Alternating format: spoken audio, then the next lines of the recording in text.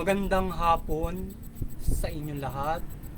Muli, ito po si Herbert Uria, author-promoter ng The Bible Evangelizations.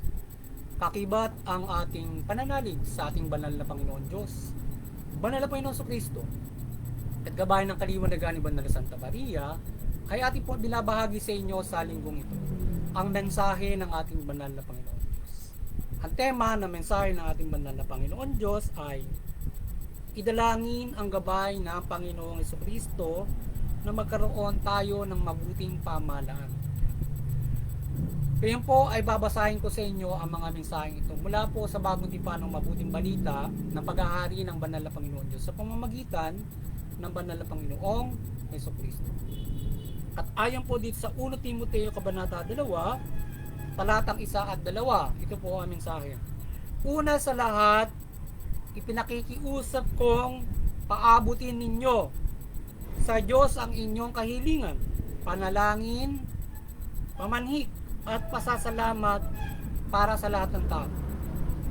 Gayon din ang gawin ninyo para sa mga hari, at may mga kapangyarihan, upang makapamuhay tayo ng tahimik at payapa, marangal at may kabanalan. Ipagpatuloy po natin kay Apostol San Lucas Kabanata 12, talatang 42 hanggang 43. Ito po ang mensahe. Tumugon ang Panginoon, sino ang tapat at matalino ang alipin?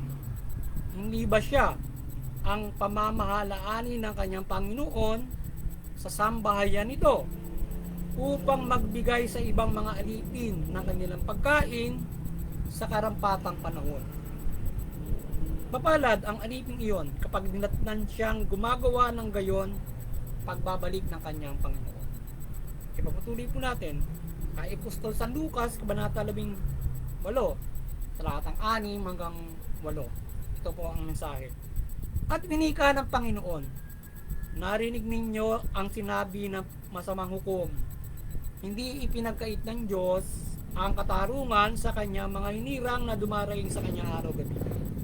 Bagamat tila nagtatagal iyon, sinasabi ko sa inyo, agad niya igawad sa kanila ang katarungan. Ngunit pagdating ng anak ng tao sa daigdig na ito, may makikita kaya siya mga taong nananalig sa kanya. Patuloy po natin sa mga taga-Epeso, Kabanata 1, talatang 21. Ito po ang mensahe. Kaya't nasa ilalim ng kapangyarihan ni Kristo ang lahat ng paghahari, kapamahalaan, kapangyarihan at pamunuan. Higit ang kanyang pangalan kaysa lahat ng pangalan. Hindi lahat ng panahong ito, hindi lang sa panahong ito kundi pati sa darating. Ito po ang mensahe salita ng ating banal na Panginoon Diyos. Ating pong pasalamatan ng ating banal na Panginoon Diyos, banal na Panginoon Kristo at banal na Espiritu Santo, at gayon din po ang ating banal na Santa Maria. Maraming salamat po banal na Panginoon Diyos, Panginoon Kristo, banal na Espiritu Santo at banal na Santa Maria. Ngayon naman po ipaliliwanag ko sa inyo ang mga mensaheng ito mula po rito sa tema na idalangin ang gabay ng Panginoong Kristo na magkaroon ng mabuting pamahalaan. Ngayon po ay nais pong ibabatid sa atin ng ating banal na Panginoon Diyos. Kaya hindi ng ating banal na Panginoon Kristo na tayo ang bawat isa, ang lahat magsama-sama tayo, na dumalangin tayo sa ating banal na Panginoon Kristo upang gabayan tayo na magkaroon tayo ng mabuting pamahalaan. So yan, idalangin natin sa Panginoon Kristo na pagkalooban tayo ng mabuting pamahalaan. Sa gayon ay mamumuhay tayo ng matahimik, payapa, ligtas tayo sa mga kapahamakan o ligtas tayo sa anumang mga lumalabag sa pamahalaan, lumalabag sa batas o mga kasama ang mabibigat na sakop ng pamahalaan.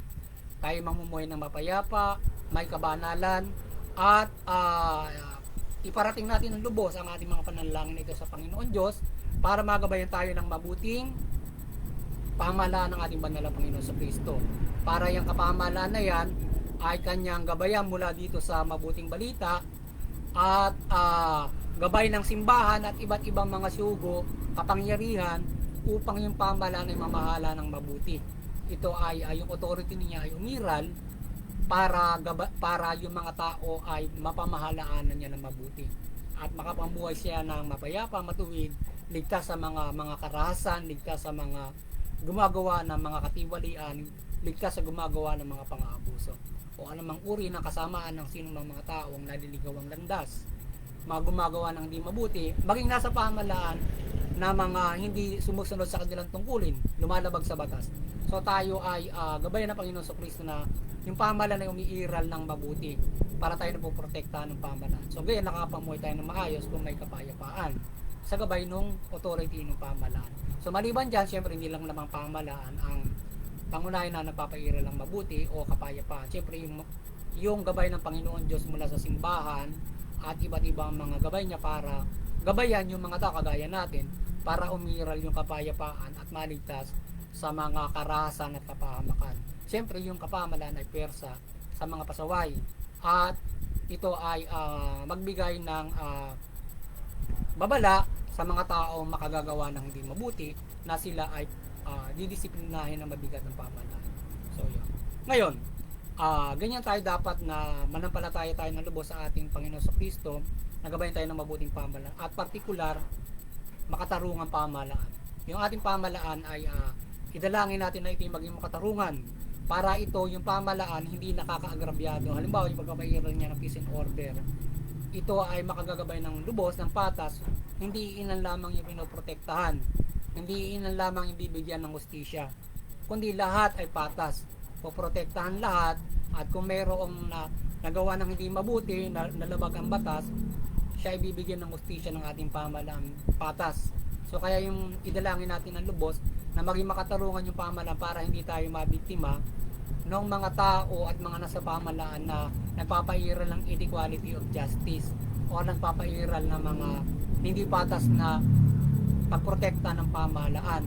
So ngayon ay sila yung gumagawa ng mga karahasan, paglabag sa batas, so kawawa yung mga biktima nila na tinatrump up charges o ginagawa nila ng masama, hindi na-aaksyon na ng pamahalaan na bibigyan ng katarungan dahil doon sa mga ganong klase ng masasamang tao at mga masasama sa pamahalaan. Ngayon, sa pamamagitan ng gabay ng Panginoon Diyos kapangyarihan, kahit anong sama pa nung nandun sa pamahalaan, kaya niya ito mapairal na gumawa ng katarungan para doon sa mga nananampalataya sa Kanya. Or, pamahalaan ay paglingkurin niya na maayos para ito ay magbigay ng katarungan para sa lahat.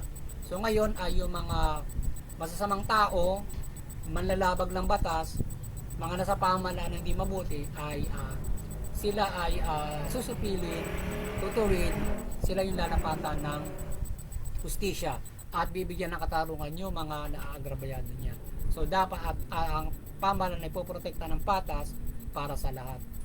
Lalo na doon sa mga pagsamantalang tao at mga nasa pamahalaan. So yan ang gagawin ng ating banal na Panginoon so Kristo. Kaya yung mga kapamahalaan, magabayan kayo bilang mga lingkod ng Panginoon Diyos na maging matapat kayo, matuwid, patas kayo diyan.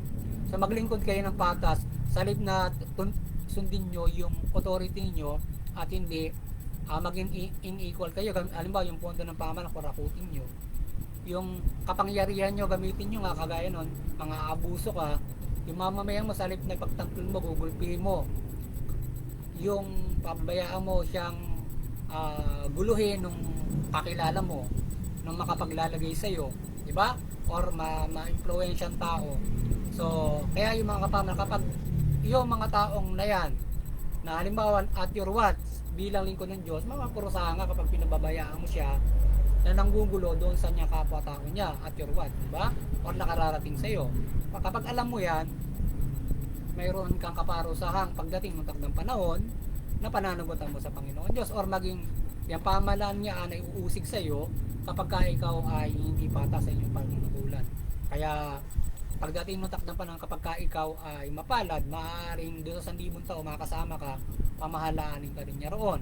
Or else, doon ka sa impyerno tuloy-tuloy kapag ka ikaw ay halimbawa nagkukong ngayon, sa impyerno ka pupulutin kapag ka ikaw ay abusado sa pamahalaan at inequal ka dun sa pamamahala mo, justisya, pamamahala mo, peace and order sa mga tao. Kapag nadatang ang ganon, or yes, halimbawa kukurakutin mo yung pondo ng bayan, or else gagamitin mo yung iyong kapangyarihan, ginawang punching bag yung mga tao or yung kapwa mo na naglilingkod.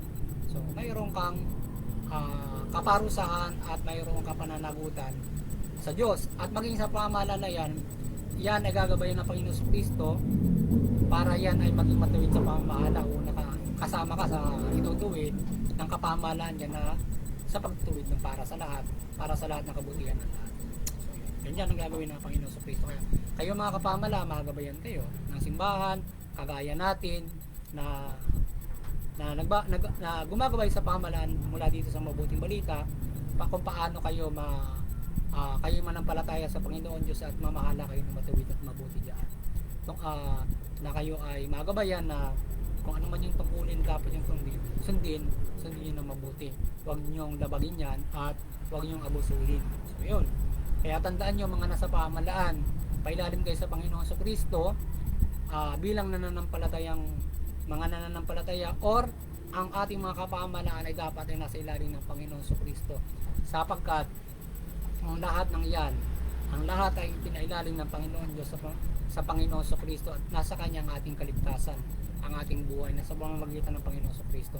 So lahat ng tao nasa ilalim ng Panginoon Kristo ang ating kaligtasan. Kaya tayo ay manampalataya ng lubos sa Kanya, sapagkat sa pamamagitan niya pinatawad tayo ng Panginoon Diyos. Kaya nasa kamay niya yung kaligtasan ng lahat at nasa papangangalaga niya ang ating espiritu at buhay. Kaya kung gusto natin ang buhay, kaligtasan spiritual, manampalataya tayo kay Panginoon Kristo. Kung lingkod ka sa pamahalaan, manampalataya ka kay Panginoon Kristo at ang pamahalaan ay pailalim natin sa Kanya. Dahil pagdating ng takdang panahon, maghahari siya ng kamay na bakal. Kaya yung mga magabayan kayo ng simbahan.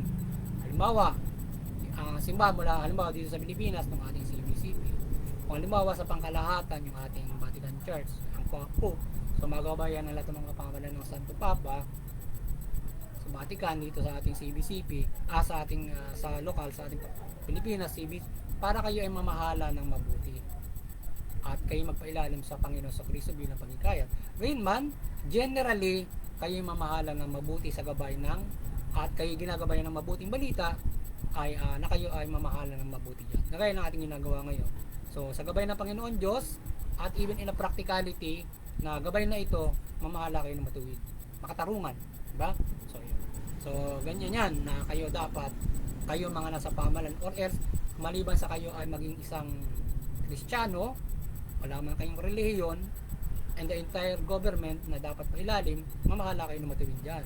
Individually and the entire government dapat maglilingkod ng patas, tapat, mabuti yan. Sana tayo ay patuloy na gabayan ng Panginoon sa Kristo na magkaroon tayo ng mabuting pala para makapamumuhay tayo ng mabuti. At sa pamamagitan natin sama-sama pananalangin at practical nating pamumuhay kung paano tayo magsasaboses, kung paano tayo kikilos para magkaroon tayo ng mabuting palang, yan ang gagawin natin mga tao bilang gabay ng ating mabuting balita mula sa pananalangin at ating practical na kabutihang magagawa sa bilang mamamayan aside from nandoon sa pamahalaan. At kung kayo nasa pamahalaan, yun ang mamahala kayo ng mabuti bilang pananampalataya kay Panginoon Kristo, Panginoon Diyos, or bilang paggabay ng Panginoon Kristo sa inyo. Yan. So yun, at muli sana ay nagabayan na naman at naliwanagan ng banal na Panginoon Kristo ang inyong buhay at espiritu at magkaroon tayo ng kaligtasang espiritual mula pang araw-araw na pamumuhay hanggang banal na paghuhukom mula sa libong taon. At yung mga nasa pamahalaan, sana maliwanagan kayo, mamahala kayo ng mabuti, matuwid, at kayo ay mapangalagaan ng inyong buhay, espiritu sa inyong pamamahala at hanggang pagdating ng paghuhukom at mula sa libong taon. At sana kung kayo ay maging mabuting pamamahala, dumating ang Panginoon Kristo ngayon at sa mga susunod na panahon, kayo ay gawing tagapamahala pa rin pagdating ng takdang panahon. Kaya maging mabuti kayong mamamahala diyan. Dahil baka pagpalain kayo sa kaligtasan ay doon sa unang kaligtasan pa lamang, sa unang pagdating pa lang ng Panginoon Kristo, sa 1,000 taon pa lamang mamamahala kayo 1,000 years. Hindi na kayo mamamatay no kung ngayon darating siya. Kung sa susunod na panahon at mayroon kayong pagpapala, una kayong bubuhayin, magmamahala kayo 1,000 years doon sa paghahari ng Panginoon, kasama ng Panginoon sa Kristo. So yan ang tatamasahin nyo kapag naging mabuti kayong mamamahala. Inyong pakamitihiin yan kung mamamahalakin mo. Kaya mapayarigyan mabuting hustisya dyan at ng mabuting pamamahala. Someday, tatamasahin nyo kaligtasang spiritual generally, either doon sa pangkalahatan na kayo ay maligtas, ay makasama kayo doon sa 1,000 taon simula't simula. Kasi yung ating kaligtasan, pwede tayong magsimula sa 1,000 taon hanggang sa tuloy-tuloy na buhay na walang hangganap. Hindi ka na mamamatay ng 41,000 years. Kung darating si Panginoon sa Kristo ngayon.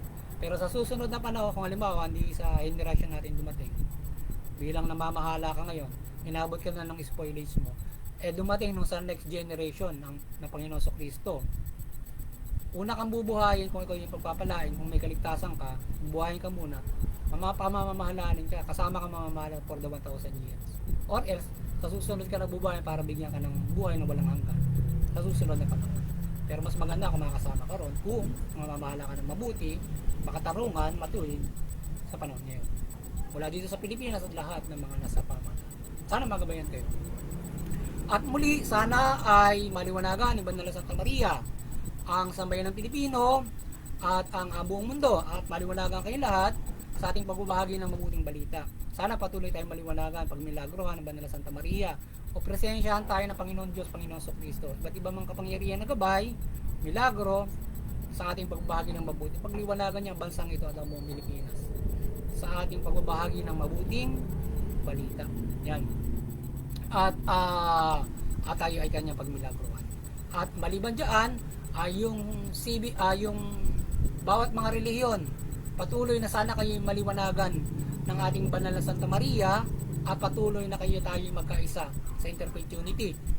Unawain natin ang ating iba't ibang mga relihiyon, lalo na yung mga Kristiyano na may iba't ibang way in faith in Christ. Sana patuloy tayo magkaisa sa Interfaith Unity.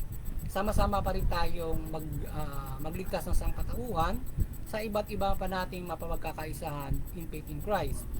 At hindi tayo magkaroon ng sigalutan sa ating mga iba't ibang mga way in Christ, lalo na iba't ibang mga relihiyon. At makagabay tayo ng kapayapaan, pagmamahalan, pagtutulungan at sa ating Interfaith Unity.